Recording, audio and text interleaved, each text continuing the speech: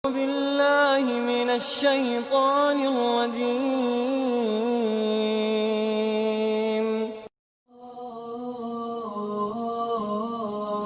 Selanjutnya potongan keempat dari hadis adalah jawaban Nabi SAW. Tunaikanlah hak yang menjadi kewajiban kalian. Di situ ada footnote ditulis nomor 79, yakni kalian melaksanakan kewajiban kalian seperti taat kepada mereka. Maksudnya para pemimpin. Sekarang pemimpinnya zalim. Apa tugas kita? Ya kita jalankan apa yang Allah perintahkan. Kita kan disuruh patuh.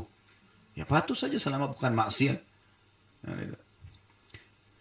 Dan tidak melawan mereka. Gak usah kita ribut. Ya. Kita coba berusaha menasihatin, meluruskan. Gitu. Saya katakan, kata penulis, hal ini dibatasi selama mereka tidak menampakkan kekufuran yang nyata. Sebagaimana yang ada dalam hadis Ubadah yang sahih.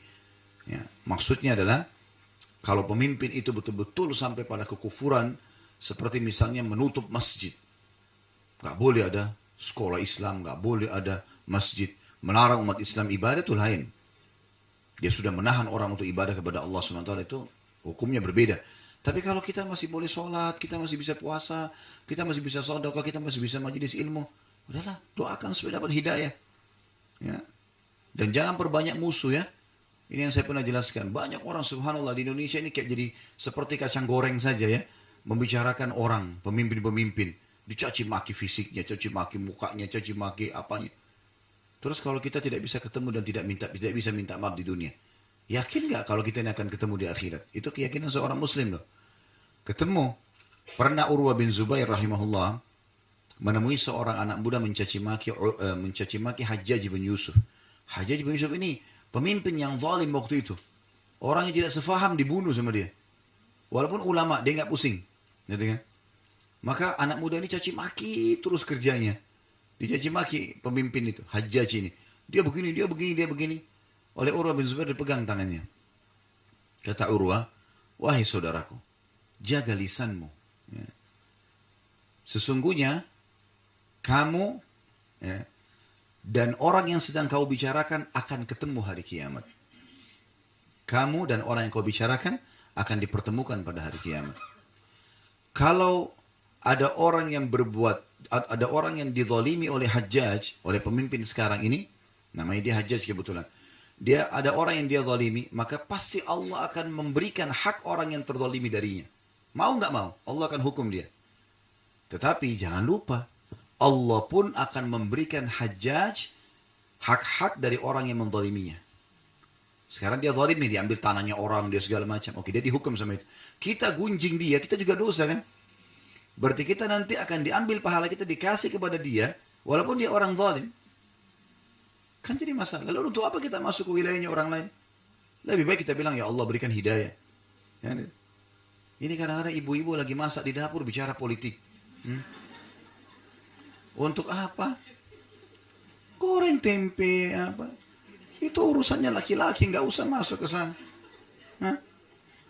Di pinggir jalan di warung kopi bicara masalah politik di pinggir got, ya nggak nyambung semuanya. Ini penonton bolanya lebih hebat daripada pemain bolanya nih. Begitu tendangan bolanya gagal, bodoh gitu ya. Padahal sebenarnya dia kalau masuk tendang belum tentu bisa. Sekarang ibu-ibu saya tanya, kalau seandainya rumah kita berantakan rumah ini, lalu kita mau bersihin, di sini berantakan, sana berantakan, tumpah segala macam. Rumah ini sebesar ini saja, taman kita lagi banyak rumputnya, kita mau kerja sendirian. Berapa lama dibutuhkan waktu? Capek atau tidak? Bagaimana kalau 2 rumah? Bagaimana kalau 10 rumah? Bagaimana kalau 1 RT? Bagaimana 1 RW? Hah? Bagaimana kalau 1 kecamatan? Bagaimana kalau 1 wilayah? Bagaimana kalau 1 negara? Seperti orang urus, seperti mau goreng kerupuk gampang. Enggak gampang. Kita aja kadang-kadang punya masalah sama tetangga, 1 orang sudah pusing luar biasa. Lagi ribut sama 1 orang teman. Misalnya masalah rumah tangga, ribut sama istri atau sama suaminya. Pusing dia nggak bisa. 1 orang, bagaimana urus 1 negara? Udah, lebih baik kita jangan campuri wilayah itu. Karena masalahnya, Nabi SAW wasiatkan loh ini. Kalau terjadi itu ada pemimpin zalim, yang kalian lakukan apa? Lakukan yang telah menjadi kewajiban kalian. Disuruh patuh pada hal yang tidak melanggar agama. Kalau kita pakai KTP, paspor, segala macam, rambu-rambu lalu lintas, patuhi aja. Kan tidak ada pelanggaran agama, ya sudah. Kita patuhi saja yang itu. Kalau yang melanggar agama, jangan dipatuhi. Karena memang konsep agama gitu. Kata Nabi SAW, La ta'ata li makhlukin fi maksiati khalik. Tidak boleh ada ketaatan kepada makhluk, padahal yang berbau maksiat kepada Sang Pencipta. Jadi di sini kita harusnya lakukan ini. Berikan hak mereka dari kalian. Dan yang kita belum dapat. Saya sebagai warga negara belum dapat bagian saya ini dan itu.